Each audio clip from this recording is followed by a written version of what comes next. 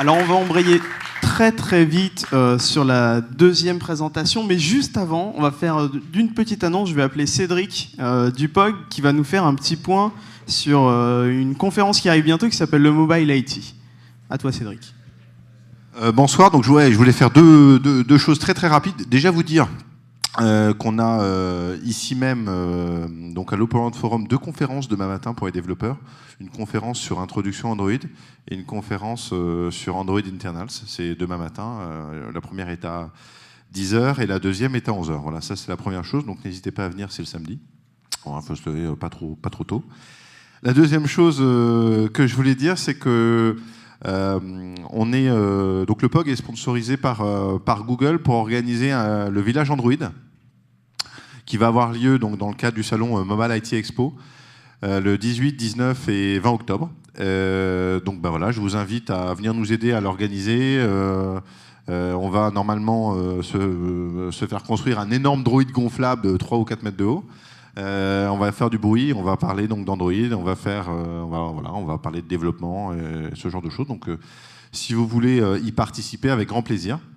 Et puis dernière chose, moi j'aimerais bien aller au Google I.O. en 2012. Donc, donc voilà, donc je vais candidater pour le 4.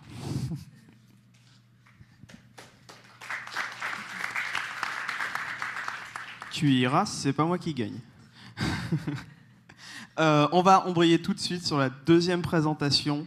Romain Ménetrier qui va nous faire une présentation sur la norme NFC, techniquement à quoi ça ressemble.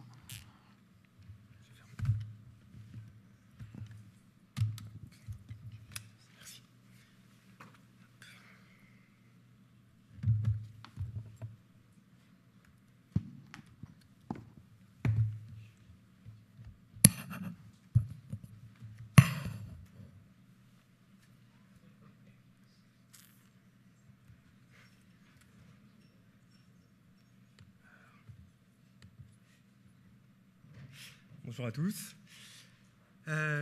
Donc je me présente, déjà je suis Romain Ménetrier, je fais partie de ConnectThings qui existe depuis 4 ans. On travaille beaucoup autour des technologies sans contact sur les téléphones mobiles. Donc on a commencé avec du flashcode et du QR code, on continue avec le NFC. Et on travaille beaucoup avec les villes et les transporteurs publics pour déployer de l'information aux arrêts par exemple. Donc je vais vous parler de plein de choses. Je pense que la présentation d'Orange introduit ce que je vais présenter. Donc je vais revenir à ce qu'est le NFC, pourquoi on l'utilise, l'historique, la partie standard qui est très importante pour l'interopérabilité, les usages, et je vais faire une petite introduction sur NFC Android pour laisser la place à mon successeur. Donc qu'est-ce que l'NFC ? Donc, pour les pessimistes, c'est not currently found, c'est-à-dire on n'en voit nulle part et ça n'existe pas encore. Pour les optimistes, c'est en train d'arriver, news future is coming. Je suis un optimiste. Donc, ce que ça veut dire, NFC, communication en champ proche. Donc, c'est de la base de l'interaction, c'est vraiment de toucher, de faire une action vraiment physique avec le tag, entre le téléphone et le tag. Donc on dit que c'est toucher, pointer. Ça implique une sécurité, une présence d'utilisateur proche du tag, un contexte évidemment parce que le tag est un endroit donné, et l'intention puisque c'est vraiment volontaire comme action, il n'y a pas d'intrusion en fait, dans le téléphone. Je prends comme base de création le NFC Forum en 2004. Donc c'était vraiment une première volonté au niveau mondial de standardiser le NFC, mais je vous en parlerai un petit peu plus tard. Mais tout ça est basé sur les technologies existantes, notamment le RFID dont le premier brevet date de 83, donc c'est assez ancien.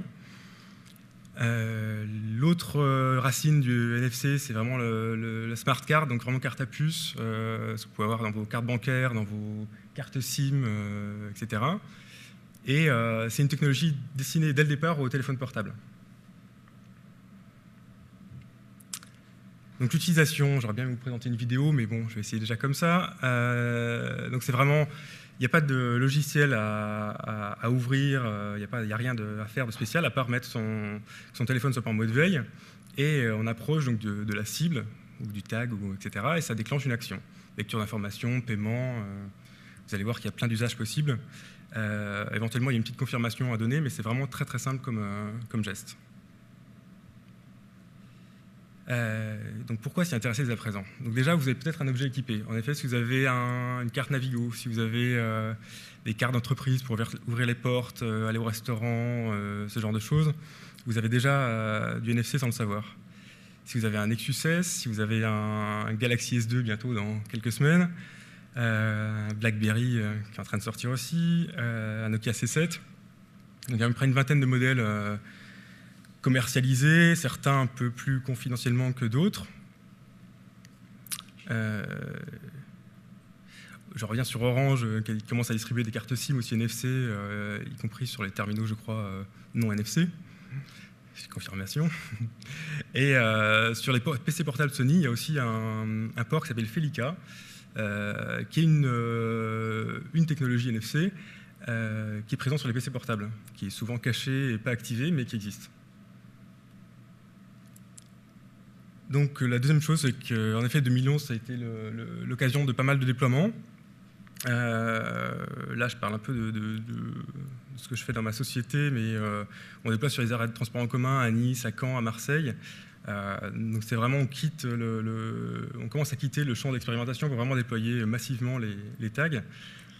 Il y a un appel à projet du gouvernement pour le déploiement des services mobiles NFC, doté de 20 millions d'euros, où il y a des appels à projet des villes autour des services autour du NFC, enfin sans contact plutôt. Il y a pas mal de lancements de téléphones, ça je reviens aussi sur la présentation de Charles-Henri Morin avant. Il y a 150 000 téléphones en France, donc j'ai la confirmation. Et donc Nokia, Samsung, il y a plein d'acteurs qui préparent des téléphones intéressants. En plus, le Galaxy S2 NFC, je pense que ça va être un bon terminal pour s'amuser. Le parti SDK, donc il y a des supports logiciels pour Symbian, pour Migo, pour Android, Windows Phone, ça arrive. Et donc voilà, pour moi c'est vraiment une phase d'expérimentation, vraiment un premier lancement à grande échelle. Je pense que ça arrive. Pourquoi le NFC? Donc comme je l'ai dit, c'est une interaction sans lancement de logiciel au préalable, donc c'est vraiment un geste simple. Le lecteur qui coûte dans une dizaine de dollars, je pense que plutôt qu'euros, mais le tag est assez économique, c'est 10 centimes à 1 euro à peu près à pièce. Un stockage de données qui n'est pas très grand, mais qui est supérieur à un code barre 2D et qui est inscriptible en plus. Par rapport aux autres technologies sans contact, donc par rapport au code barre 2D, comme je vous l'ai dit, il y a un volume de données un peu plus important. Pas de problème de lecture lié à la caméra, aux conditions de lumière, etc.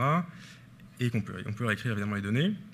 Par rapport au Bluetooth, c'est vrai que c'est moins cher, la puce est moins chère et les connexions sont plus faciles, il n'y a pas de code d'appariement, ce genre de choses. Par rapport au Wi-Fi, évidemment, c'est beaucoup moins cher et il y a une histoire de sécurité où on sait que la personne est proche du tag ou de l'autre périphérique NFC au moment où il y a une interaction. Et par rapport au GPS, donc ça peut servir à localiser, localiser précisément un utilisateur qui est inférieur à 10 cm, qui est la distance de lecture du NFC. Les usages possibles, donc là je fais un tour rapide, je reviendrai plus tard dessus. Obtenir de l'information en touchant une affiche, ça c'est le cas très classique. Utiliser son téléphone comme ticket pour un concert, rejoindre un réseau Wi-Fi donc, en approchant son téléphone d'une borne, donc c'est vraiment un appariement en utilisant le NFC comme initialisation. Un appairement d'ailleurs, je pense plutôt. Une validation utile de transport dans un bus, le paiement évidemment, et un usage qui n'est pas encore trop développé, mais je trouve qu'il y a son intérêt, c'est le peer-to-peer, donc le partage de cartes de visite par exemple entre deux téléphones. C'est vraiment le transfert actif d'informations. Donc là, je vous ai mis quelques exemples d'objets physiques dans lesquels est intégré du NFC ou du RFID. C'est pour vous montrer simplement qu'on peut mettre vraiment dans des objets en bois, dans des livres, dans des lapins que vous devez peut-être connaître, dans des porte-clés. Enfin, c'est vraiment, donc les puces sont variées, donc vraiment sont adaptables dans beaucoup d'objets physiques. Historique. Donc, c'est basé sur la RFID. RFID, Radio Frequency Identification. Donc, c'est vraiment basé sur le fait de pouvoir lire et écrire à distance sur une puce. la RFID a l'avantage de pouvoir écrire même à plusieurs dizaines de mètres, je crois qu'il y a même jusqu'à 200 mètres. Une technologie éprouvée, évidemment, qui est largement utilisée dans plein de domaines et dans la logistique, entre autres. Donc, utilisation, identification animale, passeport français, je crois, tu contiens une puce RFID, les prêts dans les bibliothèques, les péages d'autoroute. Ça, c'est des usages peut-être que vous connaissez. En gros, l'historique, on a donc 2004, je vous ai parlé de la création du NFC Forum à l'initiative de Nokia, Philips et Sony. Philips maintenant qui s'appelle NXP pour la partie NFC. En 2006, il y a eu les premières spécifications par le NFC Forum pour les tags NFC. Également le premier téléphone NFC, donc le Nokia, qui était présent juste avant dans le slide d'avant, avec une API NFC pour J2ME. En 2009, le premier standard pour le peer-to-peer, communication pair à pair entre périphériques. Donc ça c'est vraiment un nouveau mode par rapport à la RFID qui n'existait pas, pour le transfert de données. Et 2010, j'ai mis 2010 parce que c'est le premier téléphone intéressant sous Android, le Nexus S, avec une API, une première API qui permettait que la lecture et ensuite l'écriture. Donc vraiment un écosystème complet, matériel et logiciel. Donc une petite historique des téléphones. Donc 2004, premier téléphone NFC, mais qui n'était pas vraiment un téléphone NFC, c'était une coque qu'on rajoutait dessus pour le rendre NFC. Le Samsung en 2005 qui a utilisé en France pour un pilote à Caen. Donc c'est vraiment un pilote, vous voyez, à 6 ans déjà en France. Je crois que c'était avec Orange d'ailleurs. Le 6331 et le 6212 qui ont été des téléphones où beaucoup de gens ont développé, parce que c'était les premiers avec des SDK, c'est largement diffusé et disponible. Le Nexus S, donc, qui était, je trouve, une grande étape, et le S2 qui va bientôt sortir. Et évidemment, NXP avait prévu 40 millions de téléphones équipés en 2011. Je crois qu'ils ont un peu baissé leur objectif, mais c'est quand même important, et des téléphones de beaucoup de constructeurs.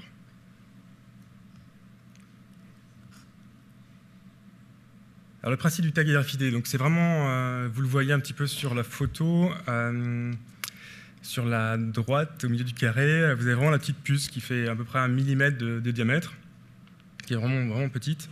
Le reste, c'est une antenne simplement pour capter le champ magnétique. Donc c'est vraiment un système assez simple en fait à produire et à produire. Elles peuvent être passives. Donc passive, c'est sans alimentation électrique extérieure. Donc c'est le champ magnétique qui fournit l'énergie suffisante pour relayer l'information, enfin pour répondre à l'information au lecteur. Active, c'est vraiment avec une batterie pour émettre plus loin, mais ça pose des problèmes de sécurité puisque évidemment c'est émet en permanence. Et semi-actif, qui est un cas un peu particulier pour le suivi de notre température, par exemple. C'est-à-dire qu'à intervalles réguliers, toutes les minutes, il va y avoir la batterie qui va être mise en route pour enregistrer la température dans la puce. Ça permet après la lecture de récupérer le suivi de la chaîne frigorifique. Donc RFID utilise 4 bandes de fréquences. Donc autour des 130 kHz, donc identification vraiment proche, pas de problème de lecture parce qu'évidemment on est proche, donc utilisé beaucoup pour les animaux, ce genre de choses, c'est vraiment les premières utilisations du RFID. La fréquence qui nous intéresse c'est 13,56 MHz, qui est utilisée par le NFC, donc une portée à peu près d'1 mètre, en NFC c'est un peu moins en fait, assez bonne tolérance aux perturbations, et surtout standardisé au niveau mondial, tandis que les autres fréquences sont adaptées à chaque pays. L'UHF, portée de 10 mètres, mais voilà, comme je l'ai dit, la fréquence dépend du pays, donc c'est utilisable dans un contexte national. Et gigahertz, qui est le principal avantage, c'est d'avoir un coût faible pour les puces. Donc ces les hautes fréquences sont plutôt utilisées dans la partie logistique, donc bibliothèque, antivol, péage d'autoroute. Ça permet une distance assez lointaine et c'est souvent dans le cadre de déploiement propriétaire, entre guillemets, à une bibliothèque ou à une autoroute. Donc la deuxième technologie qui est utilisée pour NFC, c'est Smart Card. Smart Card, je vous l'ai dit, c'est carte à puce. C'est pareil, c'est une technologie qui est assez répandue et assez ancienne. Ça date, 83 pour le premier déploiement massif des télécartes pour téléphoner dans les cabines France Télécom. C'est utilisé par les cartes bleues, par pas mal de choses après. Donc c'est pareil, c'est largement déployé, éprouvé. Les principales utilités, donc, c'est identification, authentification, stockage de données et d'applications, tout ça dans un contexte sécurisé. La communication, par contre, se fait par contact entre le lecteur et la puce. Donc ça, vous le savez quand vous retirez de l'argent. Et l'utilisation, j'en ai déjà parlé. Donc NFC, RFID plus Smart Card. Donc Smart Card, en fait, a été la norme Smart Card a été étendue pour une utilisation sans contact, et notamment à travers le protocole de communication RFID, donc normalisé par le ISO 18092. Donc ça combine l'interface d'une carte à puce et d'un lecteur RFID. Donc les normes sont vraiment des anciennes normes, mais il y a juste une norme qui chapeaute tout ça. Comme j'ai dit, RFID, donc 13,56 MHz, donc pour le compromis entre la distance de lecture et la sensibilité aux perturbations, notamment le métal. Le métal est très important pour la perturbation. Et le côté standard mondial. La partie Smart Card, elle existe déjà, donc c'est juste une extension pour l'utilisation sans contact. Donc l'NFC Forum. Donc l'NFC Forum a été rejoint par beaucoup de monde depuis sa fondation. Microsoft, Visa, Samsung, Google, c'est assez récent, mais ça date d'1 an, je crois.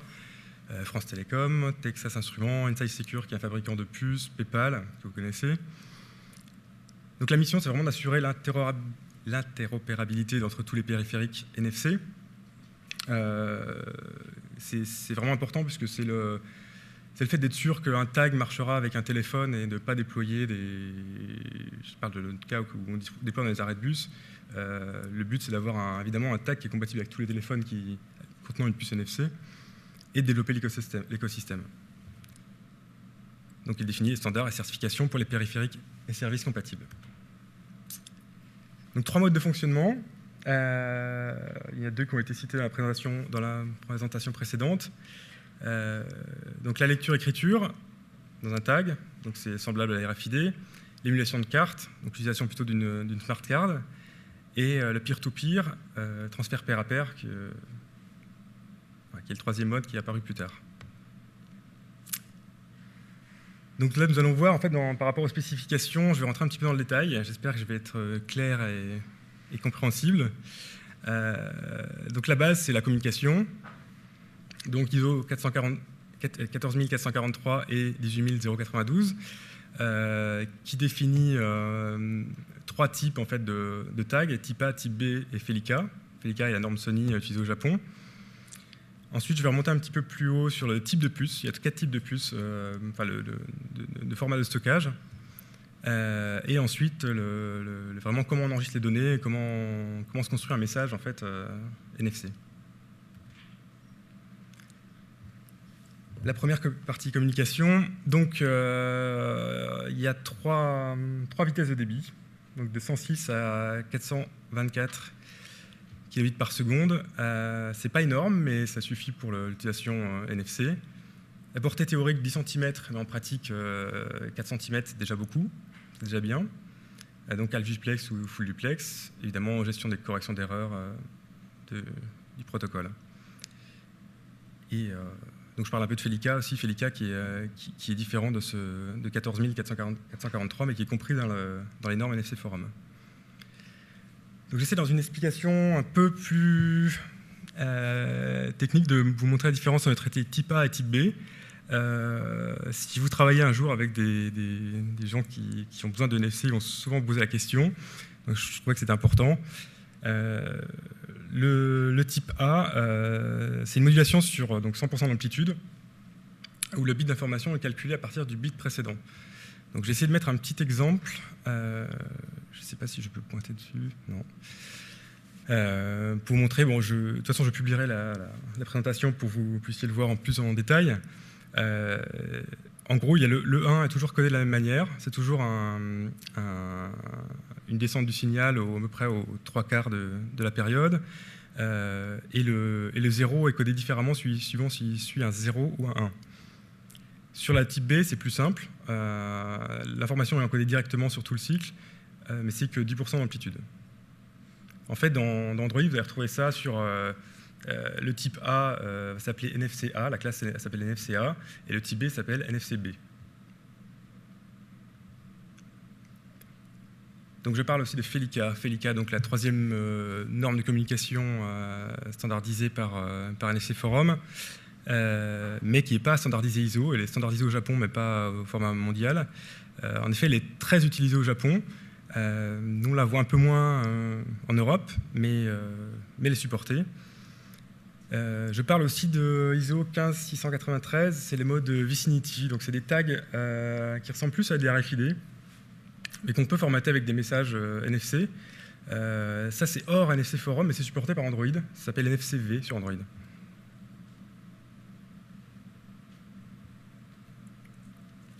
Donc, les types de tags. Donc, dans 4 types de tags. C'est des normes qui ont été poussées beaucoup par les fabricants. Donc, en fait, on retrouve, par exemple, les types 1. Les types 1 ont été poussés par Innovision, qui est maintenant Broadcom, pour un tag qui s'appelle Topaz, une famille de tags qui s'appelle Topaz. Donc les tailles de mémoire varient. Vous voyez que ça commence à 96 octets, c'est très limité. Type 2, on a 48. Je vous laisse imaginer quand on encode un message avec des en-têtes, etc., il nous reste 30 octets utiles. Donc pour encoder une URL, même, c'est des fois court. Donc les types 2 sont largement utilisés. Malfaire ultralight, c'est ce qu'on rencontre beaucoup. À part la contrainte de la taille limitée, on rencontre beaucoup ce type de tag. Le type 3, donc je vous parlais, c'est Felica, on rencontre moins en Europe, mais beaucoup au Japon. Type 4, c'est la famille des Spire de NXP. Ça peut être des types A, des types B. Les tailles sont un peu plus importantes et surtout peuvent stocker des applications sécurisées. Donc plutôt utilisation smart card, type smart card. J'essaie de vous mettre un petit exemple de structure mémoire pour vous montrer ce qu'il y a codé dans un tag. La première partie jusqu'au deuxième octet du deuxième bloc sont une partie statique et contient l'identifiant du tag. Donc là, c'est un tag type 2, donc c'est sur 7 bits, 7 octets, pardon. 3 bits qui sont réservés à des stockages internes qui ne nous concernent pas pour l'instant. 2 bits de blocage en écriture du tag. Donc tant qu'on ne met pas ces octets-là à une certaine valeur, en fait, le tag est réinscriptible. Et ensuite, nous avons un premier bloc en fait, qui définit le format du tag au niveau NDEF, c'est-à-dire qu'il va donner la taille mémoire, 5 minutes. Je vais essayer d'aller vite. Donc il définit, en gros, qui décrit les données qu'il y aura dans le tag, et ensuite vraiment une partie données pure. Donc NDEF. NDEF, ça veut dire NFC Data Exchange Format. C'est une norme aussi NFC Forum. C'est les spécifications utilisées pour l'échange de données entre périphériques NFC. Donc ça peut être un tag, mais aussi un dialogue en peer-to-peer, enfin tout ce qui est dialogue NFC entre deux périphériques. Chaque bloc NDEF peut contenir un ou plusieurs enregistrements dans sa partie donnée. C'est important puisqu'on va voir qu'il y a des usages de cette partie-là. Donc, je vous donne un exemple en fait, de la première écriture du premier bloc qui décrit en fait, l'enregistrement NDEF. Donc le premier octet décrit le fait que les données sont présentes. Le deuxième donne la version de la spécification NFC Forum utilisée. Pour l'instant, il n'y a qu'une version 1.0. Le troisième octet donne la taille mémoire du tag en nombre de blocs. Donc il faut multiplier par 8 pour récupérer le nombre d'octets disponibles. Ici, on a MyFair Ultralight, donc c'est 48 octets disponibles. Et le quatrième donne la capacité de lecture et d'écriture sur l'espace de données. C'est plutôt indicatif qu'autre chose, puisque là, vous avez vu, le blocage se fait ailleurs. Et donc je dis, ouais, un tag dans lequel est présent cette en-tête est deformaté NDEF, c'est très important parce que sur certains tags en Android, vous n'aurez pas la détection du tag, simplement parce qu'il n'est pas formaté NDEF, il n'a pas cette en-tête-là.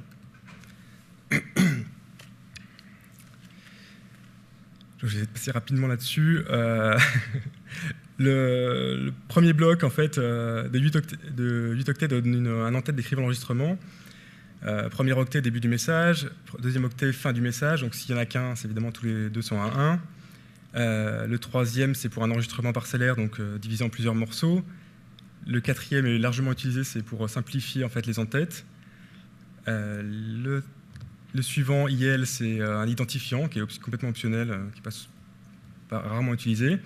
Et ensuite, TNF, qui est le plus important, le type de données contenues dans l'enregistrement. Donc les types TNF, on a un type NFC Forum, qu'on va voir, qui est largement utilisé, un type MIME, que vous connaissez si vous utilisez Internet, qui est assez standardisé, un type URI, des types externes, c'est-à-dire typiquement pour des ouvertures d'applications, ce genre de choses qu'on a vu précédemment dans la présentation précédente. Un type inconnu qui est pour du log-text stream, donc un fichier, etc. Et le reste n'est pas utilisé. Un exemple de type NFC Forum, donc il y a toujours une en-tête NFC, URN NFC Well Node Type, donc WKT, U, et qui peut, dans le cas d'un type NFC Forum, être raccourci à U. Donc ça permet de gagner de l'espace sur les 48 octets qu'on a vus précédemment, sur le type 2. Donc je reviens sur deux types que vous allez largement utiliser si vous faites du NFC. Le type URL. Pour gagner de la place, il y a le premier octet est un préfixe qui permet de définir donc le début de l'URL. 0 pour rien, 1 pour http://www, mais il y a aussi pour téléphone, mail-to, il y a du FTP, il y a pas mal de protocoles qui sont pris en charge. Mais ça, je vous laisse voir les spécifications pour ça. Smart Poster, donc Smart Poster, c'est un enregistrement un peu particulier quand on contient plusieurs, un pour l'URI, un pour un titre, un pour une action, pour indiquer par exemple sauver en tant que bookmark une URL ou l'ouvrir directement. On peut mettre aussi une icône, spécifier la taille du contenu cible pointé par l'URL. Pour l'exemple d'enregistrement, je vais volontairement le passer, je mettrai les slides en ligne. Quelques exemples, voilà, sur les types MIME, vous avez des vCard, vCalendar pour des rendez-vous, donc le Smart Poster et l'URL. Donc je reviens un peu sur Smart Card, qui a été présenté aussi dans la présentation d'avant. Smart Card, typiquement, c'est un besoin, donc c'est un espace sécurisé. Donc évidemment, besoin de s'authentifier pour communiquer.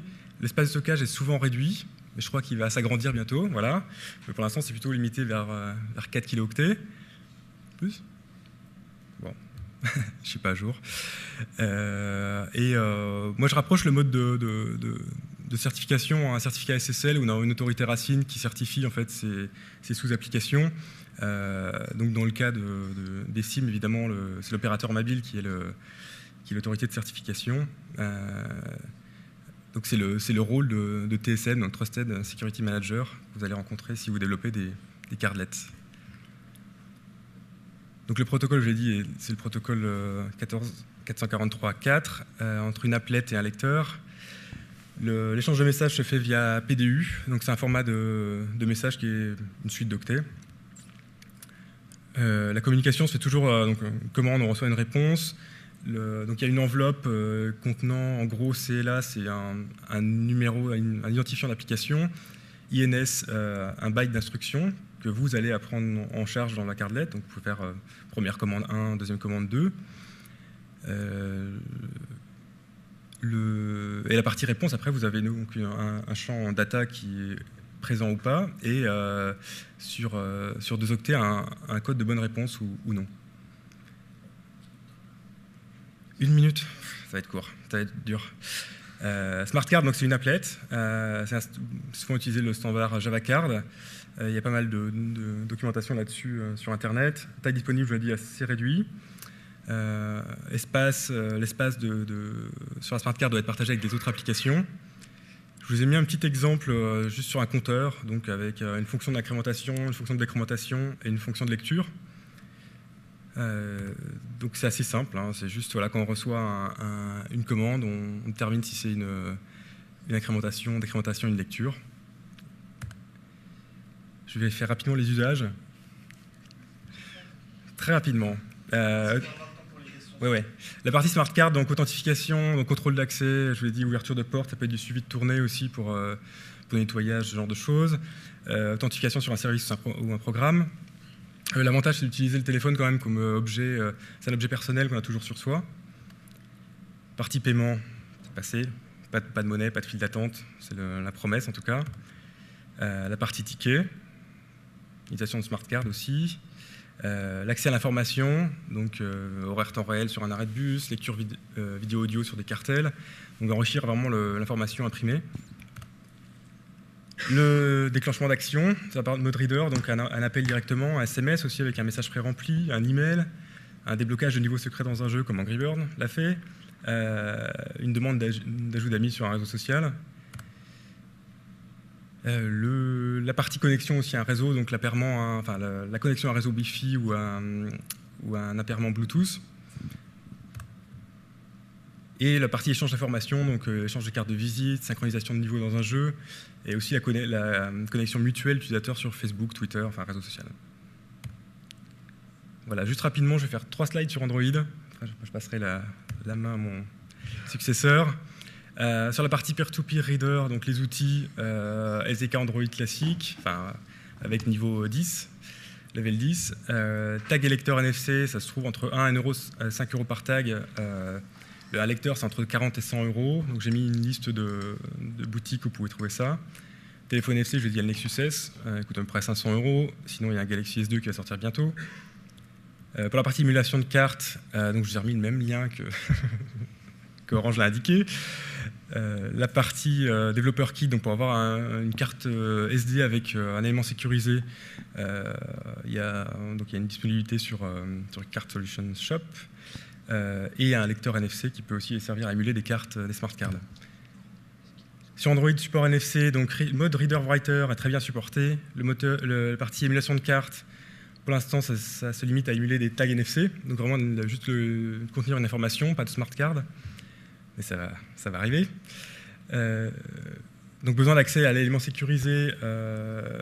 Donc Google est plutôt parti sur ses téléphones sur un élément sécurisé interne qui bloque pour l'usage de wallet.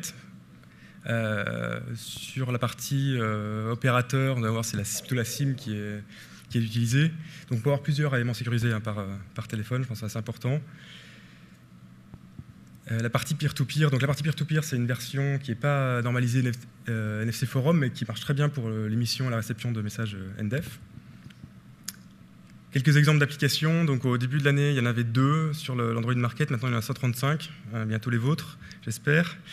Donc une application de lecture-écriture, une application pour avoir des informations sur un tag, et une que j'ai trouvé pas mal pour configurer son système Android à partir d'un tag NFC. Donc typiquement activer le mode voiture, etc.